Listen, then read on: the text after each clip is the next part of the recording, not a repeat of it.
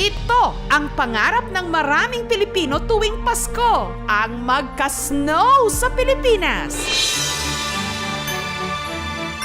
White Christmas. Ang pantasyang ito, isinakatuparan ni Nika sa kanyang cake collection. Dati-rati ang cake para lang sa birthday. Ngayon, for all occasions na. Lalo pa, Pasko. Kailangan matamis. Meron siyang snow globe cake kung saan present si Santa Claus. May snow globe at para sa snow effect, binubudburan niya ito ng confectioner's sugar. Naisipan ko siya kasi halos lahat ng batang Pilipino talaga parang pangarap nila magkaroon ng White Christmas. Makita man lang nila yung cake, maranasan nila yung snow, kahit man lang sa mesa nila. Mapapa-ho-ho-ho ka rin daw sa kanyang strawberry Santa cake. Meron itong Christmas trees, red ribbons, at strawberry puree sa gitna. Mering-meri rin ang Christmas pag nakita ang kanyang Christmas garland cake. Meron din siyang Christmas treats cake na bukod sa mga Christmas tree, meron ding disenyong candy cane at snowman. At para kumpleto ang Pasko, may paregalo pa, mga Christmas cube cake. Para sa snow globe cake, pinaghalo muna ang dry at wet ingredients. Isinalin sa baking pan. Ngayon, ibibake na natin ang chocolate cake for 40 minutes.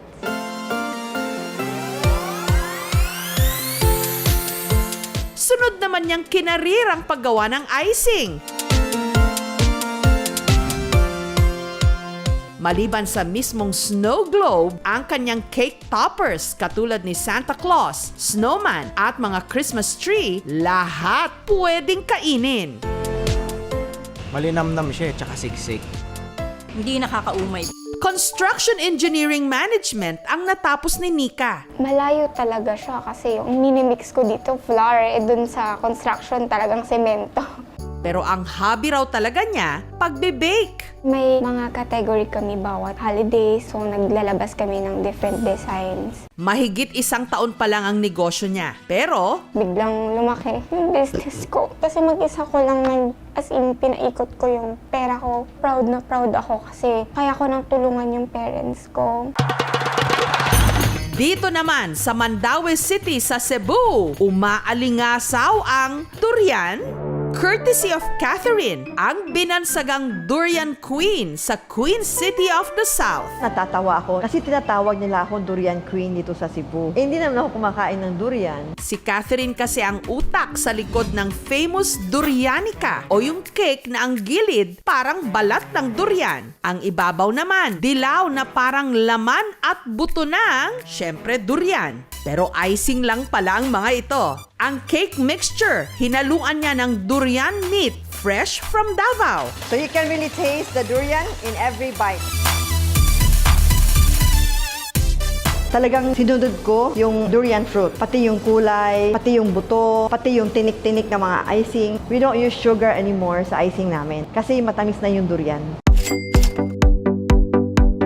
Yung tamis niya, galing talaga sa prutas. Grabe ang bango po niya, as in, nalalasan niyo talaga yung durian. Yung asawa ko, talagang mahilig kumain ng durian. Naisip ko, magtira ka nga ng konting meat ng durian, bala kong gumawa ng cake. Parang gusto ko lang gumawa nun for him. Natsyempohan lang nang may bisita kami. They took a picture and they took a video and they posted on Facebook. Hanggang naging viral yung pictures about the durian cake. Marami ako pinagdaanan na sakit. Masaklap na hiwalay namin ng asawa ko kasi same year din nasara yung business, yung restaurant and coffee shop. For a while, na-depress ako hanggang pumasok sa isip ko, anong meron ako sa kamay ko ngayon na akin, na hindi makukuha ng mga tao? Naisip ko si durian. Masasabi ko parang blessing in disguise na rin. Yung durian, they call it stinky but also yummy. Kung ano man yung nakikita sa labas na masakit, hindi mo alam kung anong magandang may dudulot sa loob. Ang mga masaklap na karanasan ni Catherine sa mga matatamis na cake na lang niya, ibinubuhos. Sinasarapan.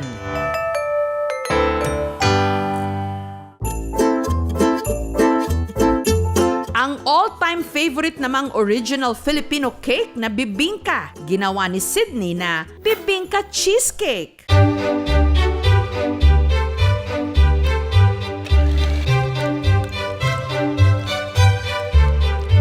Sa ibabaw, lalagyan natin ng salted egg slices. Tsaka natin lalagay sa oven. After 45 minutes, tatanggalin natin sa oven. Tapos i-cool down natin. Then ilalagay sa ref. Cheesecake is like American, bibingka is Filipino. Pinagsama ko sila para magkaroon ng new product. Hindi masyado matamis, very nakakaiba. Pero paano nga ba niya naisip ang bibingka cheesecake? Diba, simbang gabi, doon naglalabas yung mga nagtitinda ng bibingka. Malapit kami sa church, so madali yung access namin with the bibingka. Part siya as a tradition sa family namin. Bibingka is part of the Filipino culture. Ito yung kinakain natin tuwing Burr months or tuwing Christmas.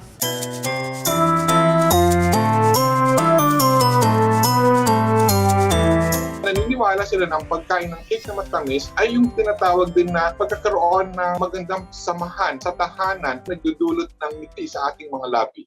Sinubok man ng pait sa buhay, pipiliin pa ring bumangon para makamit ang matamis na tagumpay.